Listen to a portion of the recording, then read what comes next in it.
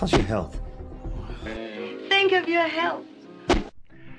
Ai vârsta biologică mai mică decât cea cronologică, ai un trup mai tânăr decât anii pe care i-ai.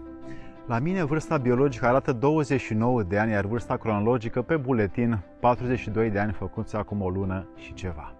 Așadar, prea înțelepții și bunii mei prieteni, ale noastre organe vitale au o uluitoare capacitate de regenerare și pot să fie aduse la un nivel de funcționare apropiat de cum eram noi în adolescență la 20-25 de ani.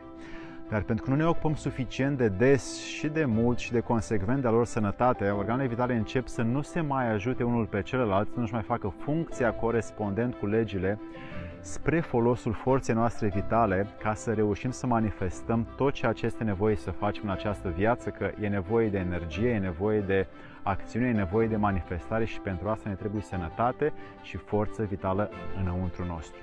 Iar ca să nu ajungem la acel loc unde preotul la condacul anului le spune la mormântare, să nu ajungem în acel loc unde nu mai e durere, nici întristare, nici suspin, ar fi bine să punem osul la treabă și să dăm din aripi cât mai mult ca să rămânem pe această sfântă și frumoasă planetă cât de mult putem, încât să reușim să ne desăvârșim această ființă dinăuntru nostru.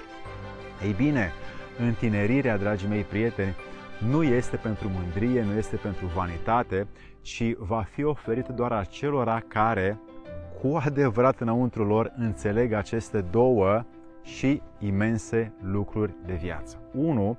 Să trăiască mult ca să ofere altora experiența și învățătura dobândită peste timp, peste viață. Și 2. Să aibă timp ca sufletul acestor oameni să-și învețe pe deplin lecția în acest corp. De asta avem nevoie de aceste două lucruri ca să trăim mult și să le punem pe amândouă în aplicare.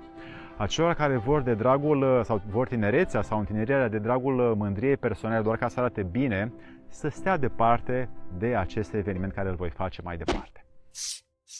Astfel vedem că, dacă ne uităm în paginile istoriei, că știința veche ne vorbește despre gene care se multiplicau sute de ani, cum vedem la Jared, la Set, la Kenan, la Enoch, la Matusalem, la Avram, la Noe, dar astăzi gena noastră cumva modificată, hibridizată, abia ne mai străduim să ajungem la 120 de ani de viață. Și nici măcar atât nu mai atingem, doar 1 la 1 miliard de oameni, să zic așa, mai ajunge acolo. Și de asta, propunerea mea pentru tine este să ajungem măcar cu 20-30 de ani în plus față de cât este media convențională și să ne pregătim încă de pe acum spre acest drum al longevității și să prevenim anii bătrâneții. E bine, protocolul pentru longevitate este compus, este făcut dintr-un mindset, dintr-un antrenament mental și interior, din lichide, din suplimente, din alimente, ca să accelerăm replicarea celulară, să dăm drumul la puterea telomerilor, după aia dintr-un program de purificare spirituală făcute printr-un comportament anume față de viață și față de context și față de relațiile pe care le avem și mai ales din procese fizice de curățare internă, fără de care nu ne putem prelungi această sfântă și minunată viață. Știm cu toții că e nevoie ca să existe o curățare celulară pentru că ea stă la baza longevității și întineririi.